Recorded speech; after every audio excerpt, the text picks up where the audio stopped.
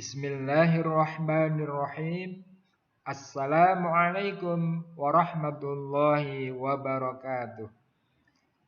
Alhamdulillah wassalatu wassalamu ala Rasulillah wa ala alihi wa sahbihi wa man walah. Amma ba'd. Apa kabar teman-teman semua? Bapak berdoa semoga kalian senantiasa sehat walafiat dan semakin bertambah barokah. Pada kesempatan ini, Bapak akan menyampaikan pembelajaran tematik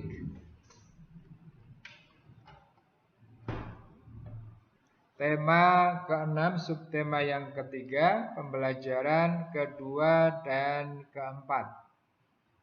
Teman-teman semua yang dirahmati Allah Subhanahu wa taala, sebelum kita mempelajari materi pada kesempatan ini, mari terlebih dahulu kita berdoa kepada Allah Subhanahu wa taala. Semoga Allah senantiasa memberikan kepada kita kemudahan di dalam belajar dan juga kesuksesan. A'udzu billahi minasyaitonir rajim. Bismillahirrahmanirrahim. Raditu billahi rabba wa bil islami dina wa bi Muhammadin nabiyyan wa rasula. Rabbi zidni ilma warzuqni fahma. Allahumma anfa'ni bima 'allamtani wa 'allimni ma yanfa'uni wa zidni ilma. Teman-teman semua yang dirahmati Allah Subhanahu wa taala, untuk yang akan kita bahas pada kesempatan ini terlebih dulu adalah pembelajaran yang kedua. Tema yang ke-6 dan subtema yang ketiga ini mengambil judul besar, yaitu masyarakat sejahtera maka negara kuat. Teman-teman semua yang dirahmati Allah, apa yang akan kita pelajari sekarang pada pembelajaran yang kedua ini?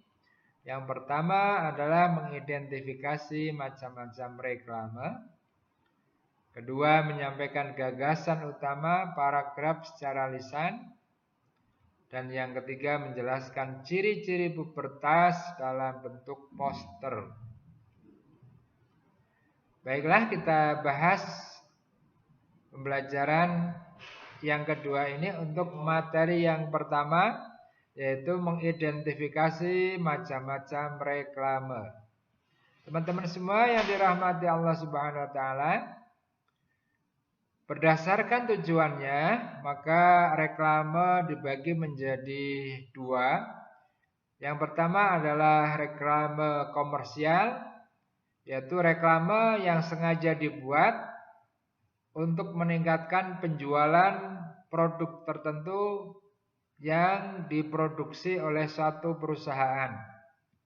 Dan yang kedua adalah reklame non-komersial, yaitu reklame yang dibuat untuk memberikan informasi kepada masyarakat, yaitu informasi yang sangat penting dan berguna bagi masyarakat.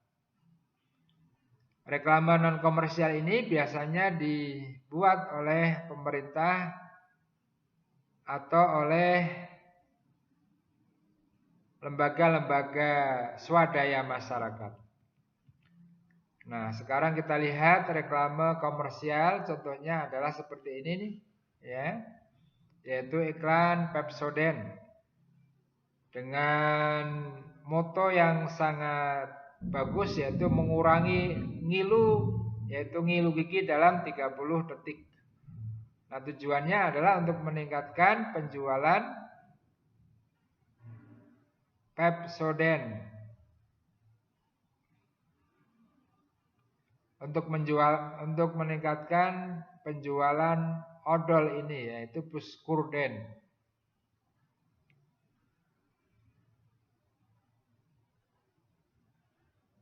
Kemudian iklan berikutnya adalah iklan kopi atau Good Day, ya, dengan moto karena hidup banyak rasa, Kopi Good Day punya banyak rasa untuk harimu.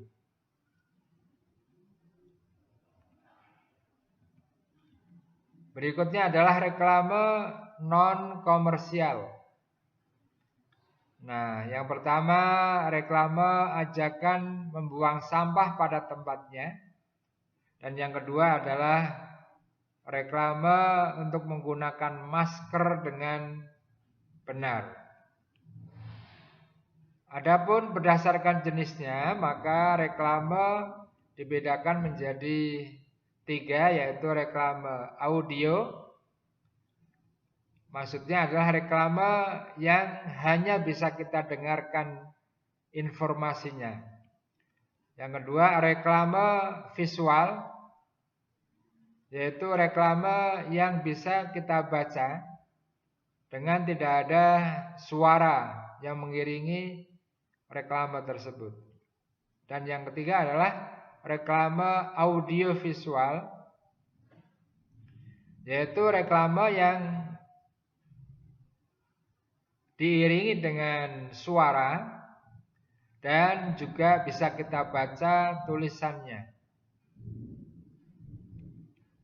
Teman-teman semua, untuk reklame audio ini biasanya terdapat pada iklan di radio, yaitu iklan yang hanya bisa kita dengarkan suaranya saja. Yang kedua, reklame visual, ini contohnya adalah spanduk, poster, baliho, brosur, banner, leaflet, iklan di media cetak, dan billboard yang hanya bisa kita baca tulisannya tanpa ada iringan suara. Dan yang ketiga adalah reklame audiovisual.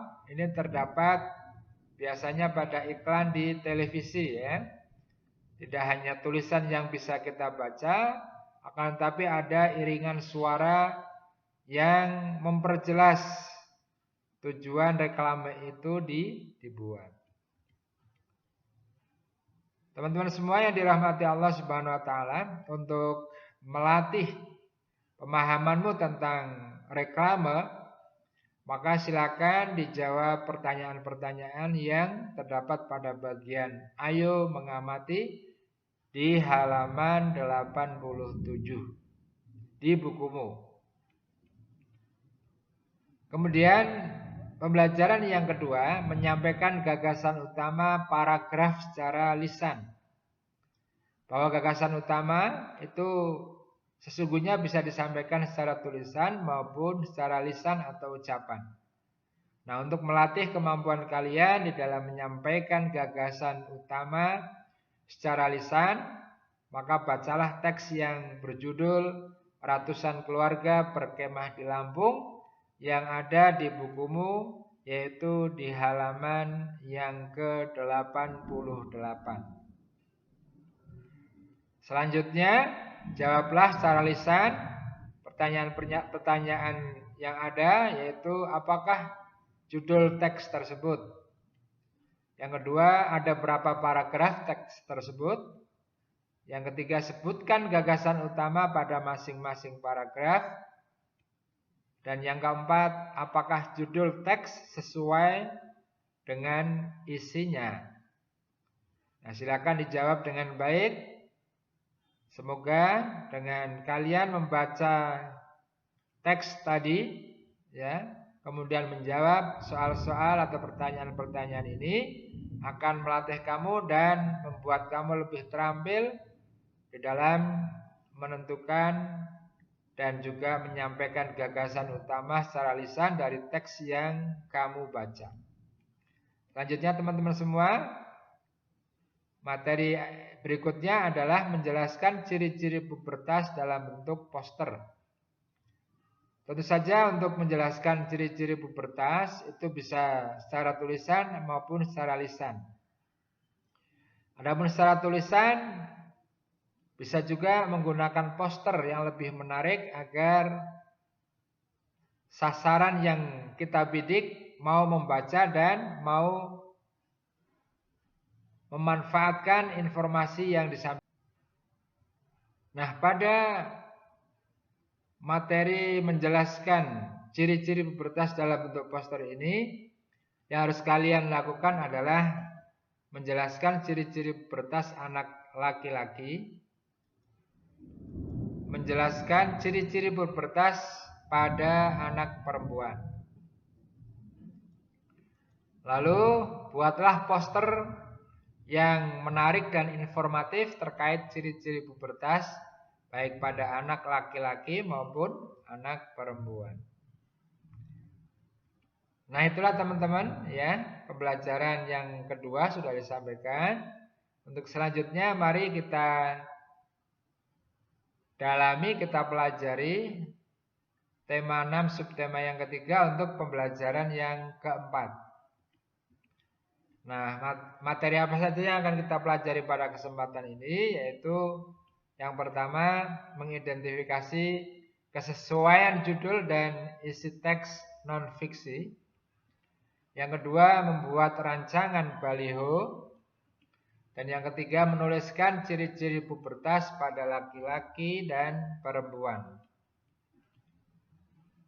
Baik, kita bahas satu persatu materi kita pada kesempatan ini. Yang pertama mengidentifikasi kesesuaian judul dan isi teks non-fiksi.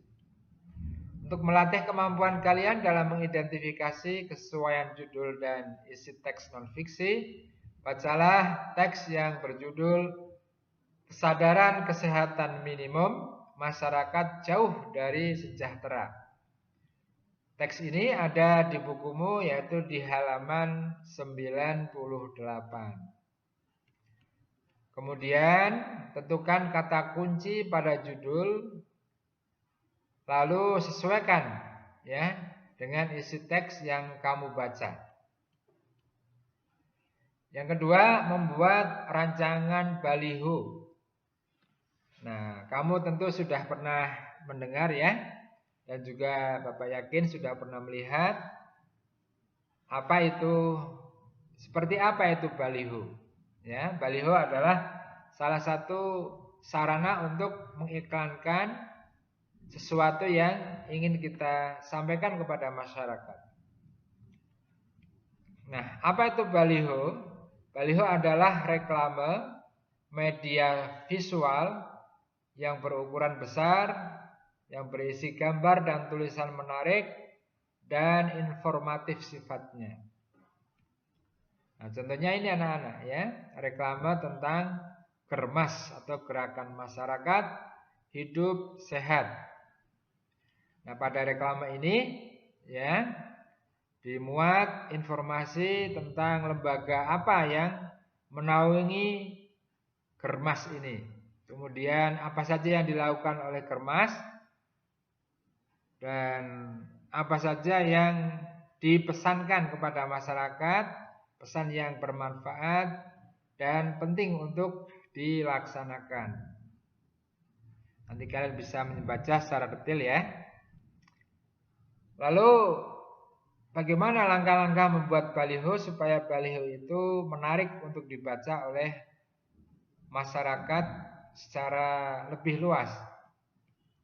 Yang pertama, tentukan tema baliho yang akan dibuat. Sesuaikan dengan informasi yang akan disampaikan, apakah bersifat komersial atau non-komersial. Yang kedua, gunakan slogan, foto atau gambar yang menarik agar masyarakat mau membaca informasi di dalam baliho.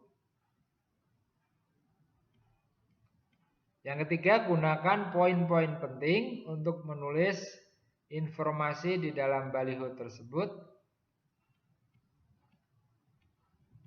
Yang keempat, pilih jenis huruf yang sesuai dan mudah untuk dibaca masyarakat, meski dari jarak yang cukup jauh.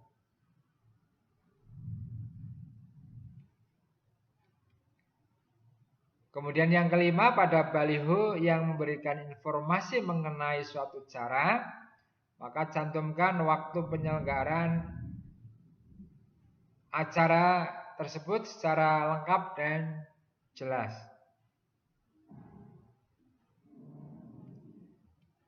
Dan yang keenam, tuliskan semua nomor kontak yang bisa dihubungi Antara lain nomor ponsel, alamat, website, email, dan juga medsos. Demikian teman-teman yang bisa Bapak sampaikan pada kesempatan ini, yaitu pembelajaran tematik, tema yang ke-6, subtema yang ketiga, pembelajaran 2 dan 4. Mengakhiri pembelajaran pada kesempatan ini, mari kita bersama-sama membaca hamdalah dan doa penutup majelis. Alhamdulillahi Rabbil Alamin. Subhanakallahumma wa bihamdik. Ashhadu an la ilaha illa ant. Astaghfiruka wa atubu ilaik. Semoga bermanfaat untuk kalian dan memberikan pembelajaran yang bermakna. Terima kasih atas kesediaan memperhatikan dan menyimak pembelajaran kali ini. Dan mohon maaf apabila ada kekurangan dan kehilafan yang Bapak lakukan. Billahi taufiq wal hidayah. Assalamualaikum warahmatullahi wabarakatuh.